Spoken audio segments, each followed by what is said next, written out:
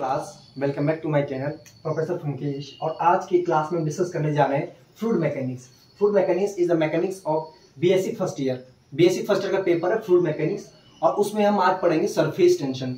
तो surface tension को समझने के लिए हमें सबसे पहले ज्ञान होना चाहिए कि कोहेसिव फोर्सेस क्या होती है और एडेसिव फोर्सेस क्या होती है। तो कोहेसिव फोर्स को समझने के लिए सबसे पहले मैंने हेडिंग डाली है यहाँ पे कोहेसिव फोर्स। कोहेसिव फोर्स क्या होती है?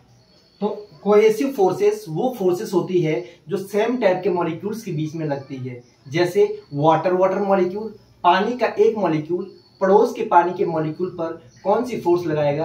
कोहेसिव फोर्स लगाएगा।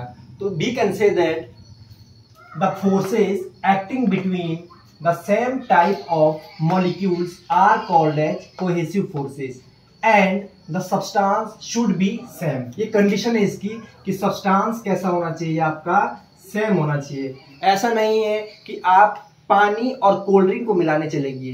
Cold drink is also a pani but it is a different type of pani. वो फ्लेवर्ड पानी होता है, उसमें सॉल्युबिलिटीज मिली होती है। सॉल्युबिलिटीज मिलने के कारण उसकी जो कंपोजिशन होती है कोल्ड ड्रिंक की वो चेंज हो जाती है। तो आप ये नहीं कह सकते हैं कि वाटर और कोल्ड ड्रिंक में कोहेसिव फोर्स लगेगी। नहीं, कोहेसिव फोर्स नहीं लग सकती है। कोहेसिव फोर्स के लिए सब्सटेंस सेम होना चाहिए, जबकि कोल्ड ड्रिंक एक अलग सब्सटेंस हो गया और वाटर एक अलग सब्सटेंस हो गया। तो ये डिफरेंट हो गए दोनों, क्योंकि कोल्ड ड्रिंक की कंपोजिशन अलग है, वाटर की कंपोजिशन आपकी अलग है। तो उसके लिए सब्सटेंस आपका सेम होना चाहिए। जैसे एग्जाम्पल के लिए हमने दिया है यहाँ पे, एग्जाम्पल हो गया आपका वाटर मॉलिक्यूल्स। एक एग्जांपल हम और समझते हैं। हम अपने डेली लाइफ में सरफेस टेंशन के, कोहेसिव फोर्सेस के, एडेसिव फोर्सेस के so many examples are there. हम अपनी रोजमर्रा की जिंदगी में बहुत से उदाहरण अपने घर से होते हुए देखते हैं। हर जगह फिजिक्स है। फिजिक्स तो हर जगह है। अब मैं खड़ा हूं तो फिजिक्स से, बैठे हुए तो फिजिक्स से, किचन में जाओ तो फिजिक्स से, बाहर जाओ तो फिजिक्स से। तो इसी तरह से एक एग्जाम्पल है, जैसे कि हमारे घर, सबके घर में दूध आता है। तो दूध में यदि दूध वाला जो है पानी मिला दे तो क्या हमें पता चल पाता है कि दूध में पानी मिला हुआ है? तो आपका आंसर होना चाहिए यस, हमें पता चल जाता है। कैसे पता चलता है? क्योंकि दूध जो है वो पतला हो जाता है। तो मम्मी कहती है कि दूध आज पतला दे रखा, मतलब पानी मिला रखा है।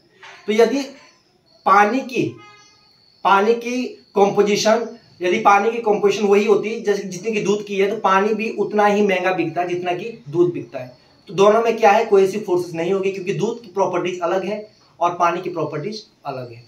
इसी तरह से आप देखा होगा आपने, जब बरसात होती है तो बरसात में क्या होती है? बारिश की बूंदें गिरती है। ठीक है, सपोज बारिश की एक बूंद ये गिरी, छोटी सी टिपकी, और एक बूंद बारिश की ये गिरी। जब ये दोनों बूंदें पास आ जाती है लाइक दिस, ऐसे, तो ये बड़ी सी ड्रॉप बना देती है। तो ये बड़ी सी ड्रॉप कब बनती है? ये बनती है बिकॉज ऑफ कोहेसिव फोर्सेस। इन दोनों वाटर जो ड्रॉप्स है, इन दोनों वाटर ड्रॉप्स के बीच में क्या है? कोहेसिव फोर्स एक्ट करती है। इस कारण से ये बड़ी ड्रॉप्स बना लेती है, जिसके लिए मैंने यहाँ लिखा भी है, 2 drops becomes 1 when placed very near to each other।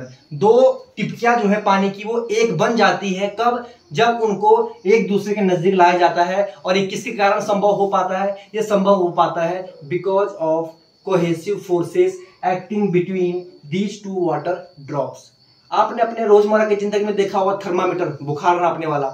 ठीक है, आपने देखा होगा उसको। यदि वो थर्मामीटर ब्रेक हो जाता है तो उसमें से एक सिल्वर सा लिक्विड निकलता है। That silver liquid is known as mercury. तो आपने तो नहीं देखा, लेकिन मैंने उसको जब थर्मामीटर बर्स्ट होता है, फट जाता है, तो उसमें से एक सिल्वर लिक्विड निकला था। वो सिल्वर लिक्विड जो जब नीचे गिरता है तो वो एक बॉल की शेप बना लेता है। इस तरह की बॉल बन जाती है वो सिल्वर लिक्विड की। तो इस बॉल को तोड़ना बहुत मुश्किल होता है। यदि आप पेन से चुबाओगे या किसी से भी आप हाथ से भी छोड़ने की कोशिश कर रहे हो, तो छोटी छोटी टाइनी बॉल्स के रूप में ही टूटती है, फिर खटाक से जुड़ जाती है। मतलब ये जो मरकरी बॉल्स होती है, इनको तोड़ना बहुत मुश्किल होता है। इनको तोड़ना मुश्किल क्यों होता है? क्योंकि इनमें जो है लार्ज कोहेसिव फोर्सेस काम करती है। क्योंकि सब्सटेंस तो सेम है, मरकरी बॉल ये भी है, मरकरी बॉल ये भी है, तो एक ही सब्सटेंस की बनी हुई है। तो इसलिए इनमें जो है लार्ज कोहेसिव फोर्स काम करती है। लार्ज कोहेसिव फोर्स काम करने के कारण इसको जो है तोड़ना कठिन होता है। जबकि यदि हम वाटर की बात करें, पानी के केस में, पानी जो होता है इसमें लार्ज कोहेसिव फोर्स काम करती है या वीक कोहेसिव फोर्स काम करती है? इसमें जो है वीक कोहेसिव फोर्स काम करती है, क्योंकि पानी को तोड़ना आसान है। एक बूंद पानी की यहाँ थी, एक बूंद पानी की यहाँ थी, हमने हाथ से इसको मिला दिया खटक से, बड़ी ड्रॉप बन गई। यदि आप पानी की बाल्टी लो और पानी की बाल्टी उड़ेल दो किसी फर्श पे, तो क्या वो पानी पूरा फैल जाता है? ठीक है, क्यों फैल जाता है? क्योंकि उसमें जो है वीक कोहेसिव फोर्स होती है, स्ट्रॉन्ग कोहेसिव फोर्स नहीं होती है। ठीक है। इसी तरह से ये आपके कुछ रोजमर्रा के एग्जांपल्स थे जिसके थ्रू हमने समझने की कोशिश करी कि कोहेसिव फोर्स आपका क्या होता है और कैसे काम करता है। इसी तरह से आपका दूसरा है एडहेसिव फोर्स। एडहेसिव फोर्स क्या होता है? Forces between the molecules of two different substances. दो अलग अलग सब्सटेंस जो होते हैं उनके बीच, उनके मॉलिक्यूल्स के बीच में जो फोर्स लगती है उसे हम कहते हैं एडहेसिव फोर्सेस। एग्जांपल के लिए आप रोजमर्रा का डेली लाइफ का एग्जांपल लीजिए, फेविक्विक। फेविक्विक से जब कभी हमारे शूज जो है ब्रेक हो जाते हैं, चप्पल टूट जाती है, कुछ चिपकाना होता है तो हम क्या करते हैं? फेविक्विक खरीद देते हैं। फेविक्विक क्यों खरीदते हैं? क्योंकि फेविक्विक जो है दो अलग अलग तरह की चीजों को जोड़ के एक कर देता है। उसमें लिखा भी रहता है, फेविक्विक की जो बाहर का जो रैपर होता है उसमें लिखा होता है एडहेसिव एजेंट, ADHESIVEAGENT,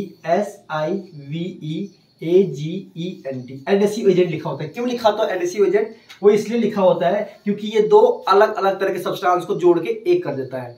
इसी तरह से एडहेसिव फोर्स का दूसरा एग्जांपल है फेविकॉल। फेविकॉल में क्या होता है? फेविकॉल भी दो अलग तरह के सब्सटेंस को एक कर देता है। मतलब कैसे करता है? एक चिपका के करता है आपका, ठीक है। इसी तरह से आप और भी बहुत सारे एग्जांपल्स हैं। जैसे आपने देखा होगा पानी का गिलास है, सपोज यदि मैं पानी का गिलास, आपके पास पानी का गिलास भरा हुआ है और थोड़ी देर बाद उस पानी के गिलास को खाली कर दो, पानी आपने गिरा दिया, तो आपने नोट किया होगा कुछ पानी की बूंद जो है उस गिलास में रह जाती है, चिपकी हुई रहती है उस गिलास से। क्यों चिपकी हुई रहती है? क्योंकि पानी के जो ग्लास है, ग्लास के मॉलिक्यूल्स और पानी के मॉलिक्यूल्स के बीच में जो है एडहेसिव फोर्स काम करता है, जिस कारण से वो कुछ पानी के ड्रॉप्स जो है उस ग्लास में रह जाती है। क्योंकि उसके बीच में क्या काम करता है? एक स्ट्रॉन्ग एडहेसिव फोर्स काम करता है ग्लास के मॉलिक्यूल्स के बीच में और पानी के मॉलिक्यूल्स के बीच में। इसी तरह से आप बेस्ट एग्जांपल मैं यहाँ बोर्ड पे लिख रहा हूं, मैं यहाँ बोर्ड पे नहीं लिख पा रहा हूं, तो मैं क्यों लिख पा रहा हूं बोर्ड पे? क्योंकि एक एडहेसिव फोर्स काम कर रहा है इस मेरे पेन के मॉलिक्यूल्स के बीच में और इस बोर्ड के मॉलिक्यूल्स के बीच में, जिस कारण से मैंने यहाँ पे ये सारे वर्ड लिखे हुए हैं। यदि मैं एक एडहेसिव फोर्स काम नहीं करता मेरे पेन और बोर्ड के मॉलिक्यूल्स के बीच में, तो मैं इन वर्ड्स को एक शेप नहीं दे पाता है, ये पेन ऐसे फिसल जाता आपका यदि एडहेसिव फोर्स काम नहीं करता। लेकिन एडहेसिव फोर्स काम कर रहा है मेरे पेन के बीच में और इस बोर्ड के बीच में, इसलिए मैं हर वर्ड को जो है एक शेप दे पा रहा हूं, उसको बना पा रहा हूं। इसी तरह से आप अपने कॉपी में लिखते हैं तो एक स्ट्रॉन्ग क्यों लिख पा रहे हैं आप अपने कॉपी में? क्योंकि आपके पेन की जो इंक है उसके मॉलिक्यूल्स और आपके कॉपी के जो मॉलिक्यूल्स है उनके बीच में एक स्ट्रॉन्ग एडहेसिव फोर्स काम करता है, जिस कारण से आपकी जो इंक है जो आप लिख रहे हो वहां पे वो सेट हो जा रही है। यदि आपने लिखा कॉल तो कॉल लिखा हुआ आ जाएगा वहां पे, ऐसा नहीं कि इंक फैल जा रही है। इंक कब फैलेगी? जब स्ट्रॉन्ग एडहेसिव फोर्स उनके बीच में काम नहीं करता। रोजमर्रा का एग्जाम्पल ले लीजिए आप, पेंट। यदि मेरी दीवार में ये पेंट किया हुआ है तो ये पेंट जो है इसमें लगाया चिपक गया इस दीवार से। तो कैसे चिपक गया है? क्योंकि एक स्ट्रॉन्ग एडहेसिव फोर्स काम कर रहा है किसके बीच में? इस दीवार के मॉलिक्यूल्स के बीच में और इस पेंट के मॉलिक्यूल्स के बीच में, इसलिए जो है ये पेंट चिपका हुआ है। आपने देखा होगा 4-5 साल बाद ये पेंट झड़ जाता है, इसकी पपड़े निकलना शुरू हो जाती है। तो जब पपड़े निकलती है तो हम कहते हैं कि पेंट के मॉलिक्यूल्स के बीच में और इस वॉल के मॉलिक्यूल्स के बीच में जो फोर्स था, एडहेसिव फोर्स था, वो वीक हो गया है, इसलिए पेंट निकलना शुरू हो जाता है। तो ये कुछ आपके बेसिक्स एग्जांपल थे एडहेसिव फोर्सेस के। I will repeat again, adhesive force वो फोर्स होती है जो दो अलग अलग सब्सटेंस के मॉलिक्यूल्स के बीच में लगती है, उसे कहते हैं एडहेसिव फोर्स। एग्जांपल के लिए आप फेविक्विक, फेविकॉल, अब बहुत सारे एग्जांपल जो है मैंने आपको ऑरली एक्सप्लेन कर दिए, आप उसे ध्यान रख सकते हैं। तो ये कंसेप्ट था कोहेसिव फोर्स और एडहेसिव फोर्स का। अब बात करते हैं हम सरफेस टेंशन की। ये हमारा मुख्य टॉपिक है कि सरफेस टेंशन आपका क्या होता है। अब हम बात कर रहे हैं बच्चों सरफेस टेंशन की। सरफेस टेंशन को ही समझने के लिए हमने कोहेसिव और एडहेसिव फोर्सेस को सबसे पहले एक्सप्लेन किया। तो देखिए यहाँ पे सरफेस टेंशन को समझने के लिए मैंने यहाँ पे कोई एक बीकर लिया है और इस बीकर में जो क्या है वाटर भरा हुआ है। अब चूंकि सरफेस टेंशन को हमें समझना है, इस फिनोमेना को समझना है, तो इस फिनोमेना को समझने के लिए मैंने यहाँ पे दो वाटर ड्रॉप्स एज्यूम करी है। एक वाटर ड्रॉप ये है जो कि सरफेस को टच कर रही है और एक वाटर ड्रॉप ये है जो अंदर अंदर पानी में बह रही है आपका। अब सभी को पता है ये वाटर भरा हुआ, वाटर कैसे होता है? वाटर आपका कलरलेस होता है, ऑर्डरलेस होता है, टेस्टलेस होता है, जिसका कोई रंग नहीं, जिसकी कोई गंध नहीं, जिसका कोई स्वाद नहीं, वो होता है आपका वाटर। ठीक है, तो अब देखो, आप हमेशा याद रखो जो भी नाम हमको दिया होता है उस नाम के पीछे ही उसका आंसर छुपा होता है। यदि नाम दिया हुआ सरफेस टेंशन, तो टेंशन मीन्स क्या होता है? टेंशन मीन्स टेंशन है, कहाँ पे टेंशन है? सरफेस पे टेंशन है। तो सरफेस से यहाँ पे टेंशन है, क्या टेंशन उसको अभी एक्सप्लेन करेंगे। हिंदी में सरफेस टेंशन को कहते हैं पृष्ठ तनाव। मैं लिख देता हूं, हिंदी में कहते हैं पृष्ठ तनाव, पृष्ठ तनाव कहते हैं हिंदी में, और इंग्लिश में कहते हैं सरफेस टेंशन। अब इसको समझने के लिए हमारे पास एक ये वाटर मॉलिक्यूल, एक वाटर मॉलिक्यूल ये है। सभी को पता है वाटर, अगर केमिस्ट्री पढ़ी होगी आपने तो वाटर का फॉर्मूला होता है H2O, ये होता है H2O, this is the formula of water. तो यदि मैं इसका डायग्राम बनाऊं तो देखो एक ऑक्सीजन है इसमें और दो हाइड्रोजन है। ऑक्सीजन पे कैसा चार्ज होता है, नेगेटिव चार्ज होता है, और हाइड्रोजन पे कैसा चार्ज होता है, पॉजिटिव चार्ज होता है। तो हमेशा आपको पता होगा कि नेगेटिव और positive charge always they will attract each other, क्योंकि ये नेगेटिव चार्ज है, पॉजिटिव चार्ज है, तो ये दोनों चार्ज क्या करेंगे, आपस में एक दूसरे को अट्रैक्ट करेंगे। तो पानी के जो मॉलिक्यूल्स होते हैं उनमें क्या एग्जिस्ट करता है, इंटरमॉलिक्यूलर फोर्स ऑफ अट्रैक्शन। क्यों करता है इंटरमॉलिक्यूलर फोर्स ऑफ अट्रैक्शन, क्योंकि ऑक्सीजन पे नेगेटिव चार्ज होता है और हाइड्रोजन पे पॉजिटिव चार्ज होता है। तो नेगेटिव और पॉजिटिव क्या करते हैं, एक दूसरे को अट्रैक्ट करते हैं। अट्रैक्ट करेंगे, कहाँ अट्रैक्ट कर रहे हैं, अंदर अट्रैक्ट कर रहे हैं, इसलिए इसको बोलते हैं इंटरमॉलिक्यूलर फोर्स ऑफ अट्रैक्शन। तो जितने भी वाटर मॉलिक्यूल्स होते हैं, वाटर मॉलिक्यूल्स के बीच में जो है इंटरमॉलिक्यूलर फोर्स ऑफ अट्रैक्शन काम करता है। अब यदि मैं इस मॉलिक्यूल की बात करूं, ये मॉलिक्यूल आपका पानी के अंदर है, बीकर के अंदर है, तो इसके बगल में ही पानी का मॉलिक्यूल होगा, यहाँ भी पानी का मॉलिक्यूल होगा, यहाँ भी पानी का मॉलिक्यूल, हर जगह पानी के मॉलिक्यूल से मॉलिक्यूल, ये बड़ा वाला मॉलिक्यूल घिरा हुआ रहेगा। ठीक है, तो मैंने कहा था भी कोहेसिव फोर्सेस में कि क्या करते हैं, cohesive forces same type of molecules के बीच में लगती है। तो यदि ये वाटर है, बगल में एक वाटर दूसरा होगा, तो वो इसको अपनी तरफ फोर्स लगाएगा। इसी तरह ये वाला मॉलिक्यूल अपनी तरफ खींचेगा, ये वाला मॉलिक्यूल अपनी तरफ खींचेगा, ये वाला मॉलिक्यूल अपनी तरफ, ये वाला मॉलिक्यूल अपनी तरफ, ये वाला मॉलिक्यूल अपनी तरफ। तो जो मॉलिक्यूल अंदर है, इस पे चारों तरफ से क्या लग रही है, फोर्स लग रही है। तो जब चारों तरफ से फोर्स लगेगी तो इसमें नेट फोर्स क्या हो जाएगी, आपकी जीरो। नेट फोर्स क्या हो जाएगी इस मॉलिक्यूल पे, इस मॉलिक्यूल पे आपकी नेट फोर्स जो होगी वो जीरो होगी। क्यों जीरो होगी, क्योंकि लेफ्ट में भी लग रही है, राइट में भी लग रही है, टॉप में भी लग रही है, बॉटम में भी लग रही है, तो नेट फोर्स जीरो। और जिस मॉलिक्यूल पर नेट फोर्स जीरो होती है वो मॉलिक्यूल किस में आ जाता है, इक्विलिब्रियम में आ जाता है। और हमेशा याद रखो जो मॉलिक्यूल जो कोई भी है, यदि वो इक्विलिब्रियम में आ जाता है तो उसका मतलब वो सेटिस्फाइड है, उसका ऑक्टेट पूरा हो गया है, उसे अब कहीं बाहर जाने की जरूरत नहीं है। जब ये इक्विलिब्रियम में आ गया तो ये मॉलिक्यूल अब पानी के अंदर ही बहता रहेगा, ये सरफेस पे नहीं जाएगा, क्योंकि अभी सेटिस्फाइड है, इसको चारों तरफ से बाकी मॉलिक्यूल्स ने घेर लिया है। इस पे इन्होंने इंटरमॉलिक्यूलर फोर्स ऑफ अट्रैक्शन लगाई और इसको पकड़ लिया। यहाँ पे अभी पकड़ लिया तो ये अंदर ही अंदर क्या करेगा, अपना फ्लो करता रहेगा।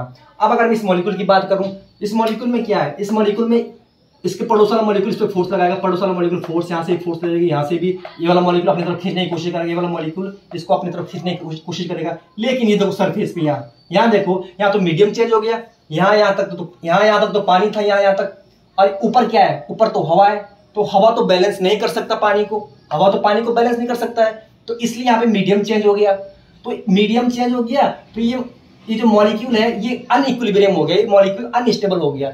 चारों तरफ से फोर्स नहीं लग रही ना इस पे, यहाँ से लगी, यहाँ से लगी, यहाँ से लगी, यहाँ से लगी, यहाँ से लगी, लेकिन यहाँ फोर्स नहीं लग रही है। क्यों नहीं लग रही है, क्योंकि यहाँ मीडियम चेंज हो गया, यहाँ हवा है। अरे क्या है, हम बात कर रहे हैं पानी की, हम पढ़ रहे हैं फ्लूइड मैकेनिक्स, मतलब हम टोटली वाटर की बात करेंगे, फ्लूइड की बात करेंगे। तो यहाँ मीडियम चेंज हो गया, मतलब ये मॉलिक्यूल कैसा है, अनस्टेबल। अब जो इंसान अनस्टेबल होता है वो स्टेबल होने की कोशिश करता है, तो स्टेबल होने के लिए नेट फोर्स कहाँ लग रहा है, नीचे की तरफ लग रहा है।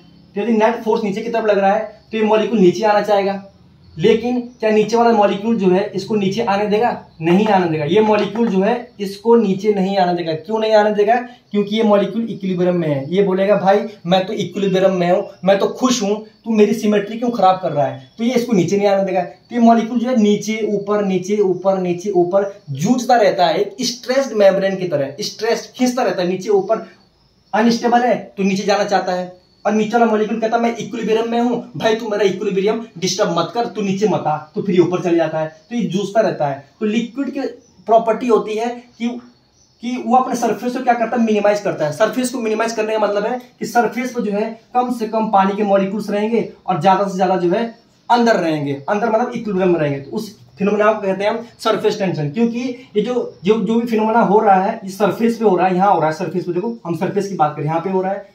टेंशन क्यों कर रहे हैं, क्योंकि मॉलिक्यूल जो जूझता रहता है नीचे, ये अनस्टेबल है, ये स्टेबल होना चाहता है, नीचे जाना चाहता है, लेकिन नीचे वाला मॉलिक्यूल जो है इसको नीचे आने नहीं देता है और फिर ये नीचे ऊपर जूझता रहता है। तो इसको टेंशन हो जाती है इस मॉलिक्यूल को, और ये टेंशन इसको कहाँ होती है, सरफेस पे होती है, इसलिए इसको हम कहते हैं सरफेस टेंशन। मैथमेटिकली इसको हम कहते हैं सरफेस टेंशन को हम कैपिटल टी से डिनोट करते हैं। Capital T is equal to होता है फोर्स पर यूनिट लेंथ, और इसकी ऐसा यूनिट होती है, फोर्स क्या होता है न्यूटन, और लेंथ क्या होता है मीटर, न्यूटन पर मीटर, ये इसकी क्या है एसआई यूनिट। कोई इसकी डायमेंशन पूछ लें कि डायमेंशन फॉर्मूला क्या है इसका, तो सभी को पता है, निकालते कैसे हैं। फोर्स का डायमेंशन फॉर्मूला कितना होता है mlt की पावर -2 और लेंथ का कितना होता है l, तो l से l कैंसिल, तो डायमेंशन कितना आ जाएगा सरफेस टेंशन का mt की पावर -2। ये आ गया आपका डायमेंशन ऑफ दिस। अब हम बात करते हैं फैक्टर्स, कौन कौन से फैक्टर्स होते हैं जो सरफेस टेंशन को अफेक्ट करते हैं। इसमें से पहला फैक्टर है इफेक्ट ऑफ टेम्परेचर। यदि हम टेम्परेचर को बढ़ा देते हैं तो सरफेस टेंशन पे क्या इफेक्ट पड़ेगा। यदि हम टेम्परेचर को बढ़ाते हैं तो सरफेस टेंशन हमेशा डिक्रीज होता है। On increasing the temperature always the surface tension of the fluid और लिक्विड डिक्रीजेज। अब बताओ कैसे डिक्रीज होता है। देखो यहाँ पे यदि मैं हीट दूं, यहाँ पे क्या है ये बीकर है, इस बीकर में पानी के मॉलिक्यूल्स जो है सरफेस पे लगे हुए हैं। जैसे मैंने इसको गर्म किया, गर्म करने के बाद क्या होगा, इन मॉलिक्यूल्स की काइनेटिक एनर्जी बढ़ेगी। जब काइनेटिक एनर्जी बढ़ेगी तो ये वाइब्रेशन करेंगे, वाइब्रेशन करके मॉलिक्यूल्स क्या होंगे नीचे फैल जाएंगे। जो सारे के सारे सरफेस पे बैठे हुए थे वो कुछ यहाँ चले गए, कुछ यहाँ चले गए, कुछ नीचे चले गए। तो जब इधर उधर चले जाएंगे मॉलिक्यूल्स तो सरफेस पे कितने मॉलिक्यूल्स रह गए, सिर्फ 2 रह गए। पहले कितने थे 4 थे, अब 2 ही रह गए हैं। मतलब सरफेस पे जो टेंशन थी अभी तक उस टेंशन क्या हो गई, कम होगी। मतलब सरफेस टेंशन आपका क्या हो रहा है, डिक्रीज हो रहा है। कब डिक्रीज हो रहा है सरफेस टेंशन, जब आपका टेम्परेचर क्या हो रहा है इंक्रीज हो रहा है। तो टेम्परेचर बढ़ाने पे सरफेस टेंशन क्या होता है डिक्रीज होता है। क्यों डिक्रीज होता है, क्योंकि देखो यहाँ पे सरफेस में मॉलिक्यूल्स कम रह जाते हैं। क्यों रह जाते हैं कम, क्योंकि काइनेटिक एनर्जी जो मॉलिक्यूल्स की वो बढ़ जाती है। दूसरा है इफेक्ट ऑफ सॉल्यूट। यदि हम किसी भी फ्लूइड में क्या करते हैं सॉल्यूट मिला देते हैं तो उस केस में आपका सरफेस टेंशन बढ़ेगा या घटेगा। तो हमेशा याद रखो सॉल्यूट के केस में क्या होगा, ये डिपेंड करता है, it depends upon the degree of contamination. मतलब आपका यदि सॉल्यूट, कोई भी सॉल्यूट है, जैसे सॉल्ट हो गया नमक NaCl, यदि आप उसको पानी में डालोगे तो वो पूरा घुल जाएगा। आप उसे चम्मच से स्टाइल करो या ना करो, लेकिन वो घुल जाएगा। यदि वो घुल जाता है उस केस में सरफेस टेंशन क्या होगा इंक्रीज होगा। और यदि वो घुलता नहीं है, जैसे कि फिनॉल घुलता नहीं है, तो जो घुलेगा नहीं उसका सरफेस टेंशन क्या होगा डिक्रीज होगा। यदि कंप्लीटली डिजॉल्व हो जाएगा तो सरफेस टेंशन इंक्रीज होगा, एग्जांपल NaCl। और यदि कंप्लीटली डिजॉल्व नहीं होता है, पार्शियली डिजॉल्व हो रहा है जैसे कि फिनॉल, तो उस केस में सरफेस टेंशन क्या होगा डिक्रीज होगा। तो ये कुछ हमने डिस्कस किया, कोहेसिव फोर्स क्या होती है, एडहेसिव फोर्स क्या होती है, सरफेस टेंशन, उसका फॉर्मूला, उसका डायमेंशन फॉर्मूला, यूनिट, कौन कौन से फैक्टर जो सरफेस टेंशन को प्रभावित करते हैं। तो ये सब पहला कंप्लीटली नॉलेज सरफेस टेंशन की पूरा वीडियो देखें, अपने फ्रेंड्स को भी शेयर करें, आगे चैनल को सब्सक्राइब करें, लाइक करें, कमेंट करें। आपके कुछ डाउट्स है आप कमेंट सेक्शन में लिखिए। बाकी नेक्स्ट टॉपिक है, फिर हम नेक्स्ट वीडियो जल्दी आप लोगों के लिए लेके आएंगे। तब तक बने रहिए। Thank you so much.